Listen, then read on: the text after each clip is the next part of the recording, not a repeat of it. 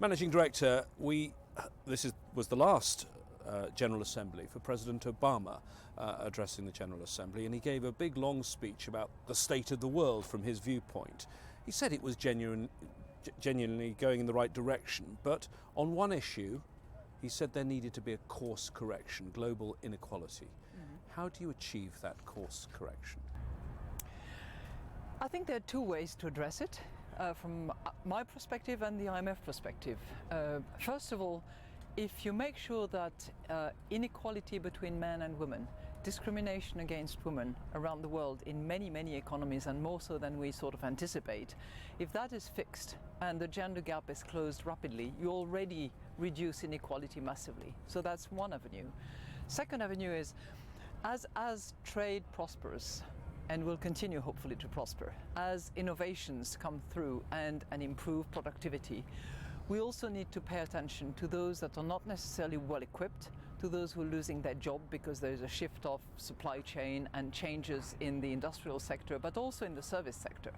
And we need to pay attention to that. There has to be fiscal spending focused on that as well, so that we don't have the backlash that would be so detrimental for growth and prosperity, particularly in those countries that are either low income, developing or emerging market economies. Let's focus for a moment on what is the most troubled area of the world, and that's the Middle East. Given the security situation in the Middle East, do you see any economic hope? You know, it's a region of the world which suffers from two distinct issues. First of all, the low price of commodities, starting with oil, and there are many oil producing and exporting countries in that part of the world.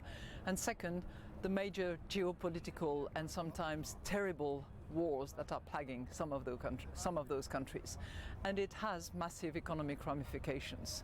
So in that part of the world, we try to be as engaged and active as we can. In the war zones and in the high conflict areas, we cannot really engage because it simply doesn't work. But in many other countries we are helping, and we have programs in place with many countries. I can think of Tunisia, of Jordan, of I hope soon Egypt and Morocco. So we are actively engaged and will continue to be so. You mentioned some of the countries where perhaps things are looking more positive, but look at some of the other figures. Syria's gross domestic product less than half of what it was before the war. Yemen lost 20 to 35% of its GDP in 2015, and Libya's GDP fell 24% in 2014. To what extent is the cost of these wars, particularly the human cost, going to be a long-term problem for the region? Well, if we look at one country in particular, Syria, for instance, which is probably the most difficult case because of the complexity of the conflicts there, we're looking at a country where it will take at least 10 years to rebuild GDP to the level where it was. We're looking at a country which currently has 52% dropouts of school in primary education. So there is a massive reconstruction work that will have to begin hopefully soon, when conflicts can be addressed positively and resolved. While there is conflict, there's not much that can actually be done at the moment, and that's really a very sad place and situation. You mentioned earlier your negotiations on Egypt. You're coming up with a package of $12 billion loan for Egypt.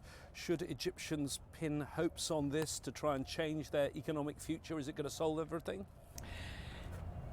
I think with the measures that the Egyptian authorities and the Egyptian populations are considering in order to improve the economy are the right ones. And we will certainly support those.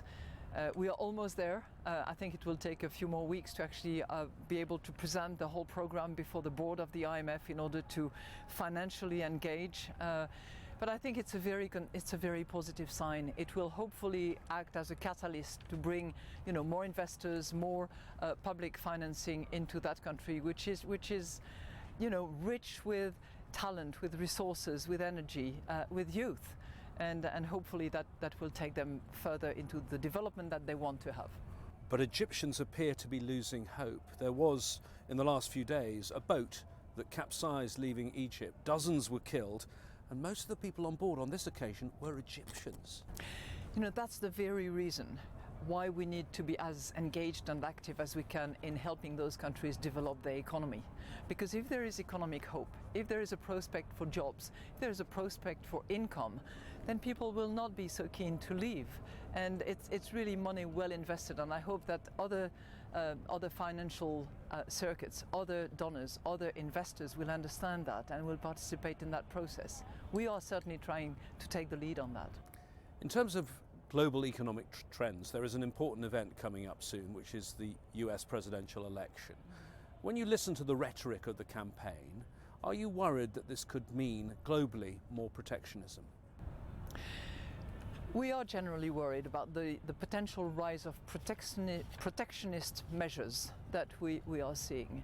And we are worried about the rhetoric here and there and from many corners and many angles. Because we have seen trade over the course of time bring up countries in low income, middle income and emerging market economy circles.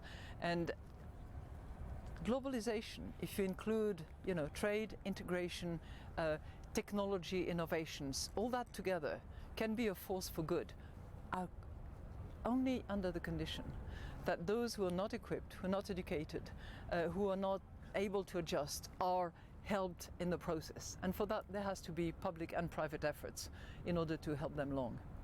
One of your focuses, and I know it's one of your focuses here at the General Assembly, is gender equality. You've gone on record as saying women need skin as thick as an old crocodile to get on. Look at me. You're constantly meeting the world's political, financial, business leaders, and I bet you most of those meetings are with men.